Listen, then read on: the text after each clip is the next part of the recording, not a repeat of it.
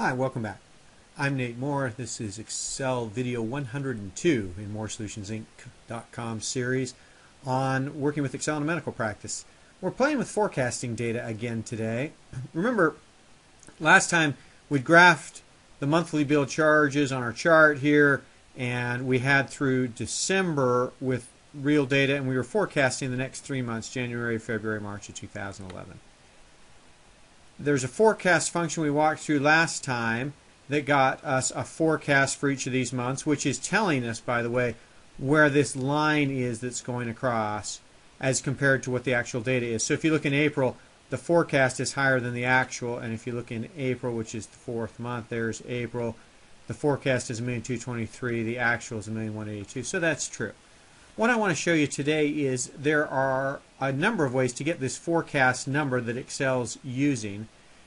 Today we're going to work through this one, y equals mx plus b. You remember that equation from algebra days. Remember the y-axis is the amount of the bill charges. Here's the y-axis, here's what we're charting. The x-axis is simply months, and so we've got the months there, and for Excel's purposes it's just month 1, 2, 3, 4, 5, 6, and on we go. So with that, we're going to do y equals mx plus b, and to get m is the slope and b is the y-intercept. And Excel has two functions for those. Here's the function to get the slope. What I have is the slope of the y data here. I put a y here in the heading so you can see where I'm going, from C25 to C36. So I'm going to take this set of data and say, all right, there's the y's, and then A25 through A36, here's the x's, and Excel with the slope function just says give me the y's, give me the x's, I'll give you the slope, is $20,000 is what we're doing now in bill charges. The y-intercept formula is very similar. The function is intercept, and again, give me the y's and the x's, the known y's, the actual data that we already have from here, and the known x's. And then we're going to forecast down into periods, 13, 14, and 15 up here. Let's go here then. So I have my slope, which is the m, and the y-intercept, which is the b here. So if you look at the formula, all it is y equals mx plus b. We're trying to figure out y. So m is the slope, and I'm going to lock that in at C20 with the dollar signs. M times x is 1, plus the y-intercept is c. And we just keep going down through here. mx plus b, and then for the new periods, January of 2011, that we're going to forecast, that it's simply C20 is the slope times 13 plus C21, and that gives me my forecasted data.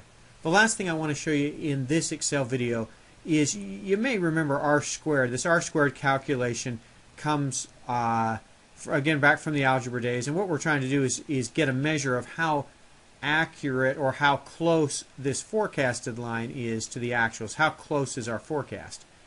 And the function to get that is R squared. Again, we can come and look at this function arguments window, and again, show me the known y's, show me the known x's, and it calculates the correlation coefficient for those periods at 0.8585.